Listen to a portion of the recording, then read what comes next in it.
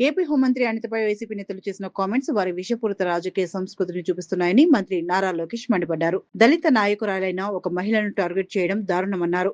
5 ఏళ్ల విఫల పాలనలో డెవలప్మెంట్ ఏమీ లేకనే దూషణలు, కులపరమైన దాడులకు దిగుతున్నారని ధ్వజమెత్తారు.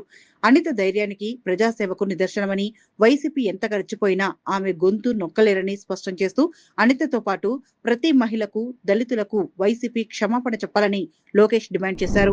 ఏపీ నేత మాజీ మంత్రి గుడివాడ అమర్నాథ్ వ్యాఖ్యలపై ఏపీ మహిళా కమిషన్ కు మహిళా నాయకులు ఫిర్యాదు చేశారు. హోంమంత్రి వంగలపూడి అనితపై ఆయన చేసిన అనుచిత వ్యాఖ్యలపై విచారణ జరిపి చర్యలు తీసుకోవాలని ఎన్టీఆర్, పల్నాడు జిల్లా మహిళా నేతలు కోరారు. ఈ వ్యాఖ్యలు మహిళా ప్రజా ప్రతినిధి గౌరవాన్ని కించపరిచేలా ఉన్నాయన్నారు. రాజకీయాల్లో విమర్శలు విధానాల వరకే ఉండాలని, మహిళల వ్యక్తిగతం రూపురేఖలను టార్గెట్ చేయడం సమాజానికి తప్పుడు సందేశం ఇస్తుందని స్పష్టం చేశారు. మాజీ సీఎం వైఎస్ జగన్ పై విద్యుత్ శాఖ మంత్రి గొట్టిపాటి రవికుమార్ తీవ్రస్థాయిలో విరుచుకుపడ్డారు. మహిళల పట్ల జగన్ కు ఆ పార్టీ నేతలకు ఉన్న గౌరవం ఏంటో ప్రజలందరికీ తెలుసన్నారు. హోంమంత్రి అనితను పొలిటికల్ గా ఎదుర్కోలేకనే వ్యక్తిత్వ హననానికి పాల్పడుతున్నారని విమర్శించారు. గత 5 ఏళ్ల ఆ పార్టీ బూతులు ప్రజలు వినలేకపోయారని, ఇప్పుడు స్టేట్ ప్రశాంతంగా ఉంటే ఉనికి చాటుకునేందుకు మళ్లీ ఇలాంటి గొడవలు చేస్తున్నారని మండిపడ్డారు. డీఎస్సీపై మంత్రి నారా లోకేష్ విసురున్న సవాల్ను జగన్ స్వీకరించి చర్చకు రావాలని మంత్రి అచ్చెన్నాయుడు డిమాండ్ చేశారు. వాస్తవాలు, ఆధారాలతో జగన్ అబద్దాలను తిప్పికొడతామన్నారు. డైవర్షన్ పాలిటిక్స్ కోసం జగన్ ఇలా మాట్లాడుతున్నారని విమర్శించారు. వైసీపీ హయాంలో పెరిగిన రొయ్యల ఫీడ్ ధరలపై కూడా తాను చర్చకు రెడీ అని అచ్చెన్నాయుడు సవాల్ విసిరారు. హోంమంత్రి అనితను రాజకీయంగా ఎదుర్కోలేకనే వైసీపీ నాటకాలు ఆడుతోందని, వెన్నుపోటుకు కర్త, కర్మ, క్రియ జగనేనని మండిపడ్డారు. విజయవాడ రెయిన్బో చిన్నపిల్లల ఆసుపత్రి ఎమర్జెన్సీ వార్డులో ఎలక్ట్రికల్ బోర్డులో షార్ట్ సర్క్యూట్ వల్ల ఒక్కసారిగా మంటలు, దట్టమైన పొగలు చెలరేగాయి. దాంతో హాస్పిటల్లో పేరెంట్స్, రోగులు తీవ్ర ఆందోళనకు గురై కేకలు వేయడంతో కాసేపు గందరగోళం నెలకొంది. ప్రమాదాన్ని గమనించిన డాక్టర్లు, నర్సింగ్ సిబ్బంది వెంటనే అలర్ట్ అయ్యారు. సమాచారం అందుకున్న ఫైర్ సిబ్బంది స్పాట్ కు వచ్చి మంటలను ఆర్పివేశారు. సిబ్బంది టైంకు స్పందించడం వల్ల ఎలాంటి ప్రాణ నష్టం జరగలేదని, అంతా సేఫ్ గా ఉన్నారని హాస్పిటల్ వర్గాలు తెలిపాయి.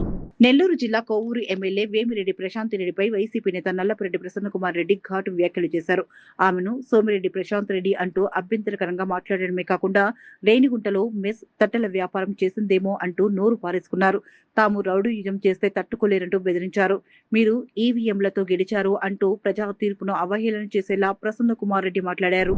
AP deputy CM Pawan Kalyan వరంగల్లోని భద్రకాళి అమ్మవారిని దర్శించుకున్నారు. ఆలయానికి చేరుకున్న ఆయనకు అర్చకులు, అధికారులు పూర్ణకుంభంతో ఘన స్వాగతం పలికారు. అమ్మవారి సన్నిధిలో పవన్ స్పెషల్ పూజలు చేశారు. దర్శనం తర్వాత పండితులు వేదాశీర్వచనం చేసి అమ్మవారి తీర్థ ప్రసాదాలు అందజేశారు. పవన్ కళ్యాణ్ రావడంతో ఆలయం పరిసరాల్లో సందడి వాతావరణం నెలకొంది. ఆయనను చూసేందుకు అభిమానులు, జన సైనికులు పెద్ద సంఖ్యలో తరలివచ్చారు.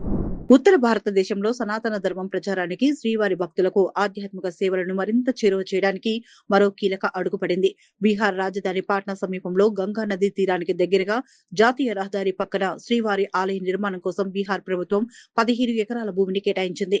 ఈ సందర్భంగా TTD chairman BR Naidu Bihar ముఖ్యమంత్రి సామ్రాట్ చౌదరిని కలిసి కృతజ్ఞతలు తెలిపారు.